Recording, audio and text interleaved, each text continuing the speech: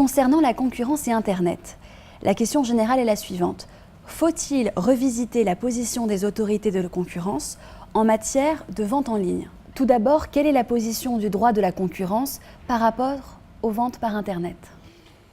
Le droit de la concurrence, je pourrais même dire les droits de la concurrence, sont généralement très favorables aux ventes par Internet. Ce sont des ventes supplémentaires qui animent le marché. Ça se traduit concrètement par le fait que les interdictions de vente par Internet dans le cadre des réseaux de distribution sélective, c'est là qu'on les trouve le plus souvent, constituent ce qu'on appelle des restrictions par objet. Sauf justification objective tenant à la qualité des produits. C'est une formule un peu mystérieuse, mais c'est la seule limite. Donc, ça veut dire que ces interdictions de vente par Internet sont condamnées per se, automatiquement, sans qu'on s'interroge sur les effets qu'elles pourraient avoir. Et je trouve que c'est une très mauvaise solution, puisque précisément, les effets d'une vente par Internet sont très différents selon les marchés sur lesquels on se situe. Et on ne devrait absolument pas les interdire automatiquement, contrairement à ce qu'on fait aujourd'hui. Pourquoi le droit européen et français de la concurrence est-il aussi favorable aux ventes par Internet? Alors, il est vrai que le droit européen et le droit français, comme tous les droits de l'Union européenne, sont très favorables aux ventes par Internet, parce qu'en Europe, le droit de la concurrence ne poursuit pas seulement un objectif de protection de la concurrence, il a également un objectif de création d'un marché unique européen. Donc on veut à tout prix créer un grand marché qui n'existe pas encore. Pour l'instant, il existe 28 marchés nationaux. Et comme on veut à tout prix décloisonner ces marchés, on veut le faire en favorisant les ventes parallèles, en favorisant les ventes actives et passives de tous les pays d'Europe, partout en Europe.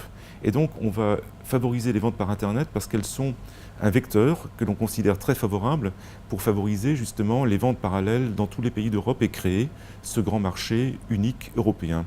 Donc la même préoccupation n'existe pas autant aux États-Unis, qui sont déjà un marché unique, et aux États-Unis, on peut donc limiter bien davantage qu'en Europe les ventes par Internet. Un fournisseur peut-il néanmoins réguler les ventes par Internet de ses distributeurs? Alors, un fournisseur ne peut pas interdire la vente par Internet à ses distributeurs, mais il peut effectivement la réguler. Et ça vaut tant pour les réseaux de distribution sélective que les réseaux de distribution exclusive. En matière de distribution sélective, il faut que cette régulation reste proportionnée et il faut qu'elle reproduise la régulation qui est mise en œuvre dans le cadre des magasins physiques. Exemple, des normes de qualité. Typiquement, les normes de qualité peuvent être adaptées à la distribution par Internet. En matière de distribution exclusive, on ne peut pas aller aussi loin parce que la distribution exclusive s'y prête moins, mais on peut imaginer une régulation qui interdirait les ventes actives, puisqu'elles sont interdites dans le cadre du réseau physique. Un fournisseur peut-il éviter d'intégrer les pure players dans son réseau? Alors oui, effectivement, c'est un peu un équilibre qui a été voulu quand même par le droit européen et qui est repris en droit français. C'est-à-dire qu'on va considérer qu'il faut favoriser les ventes par Internet, mais pas au point de détruire totalement les réseaux de distribution.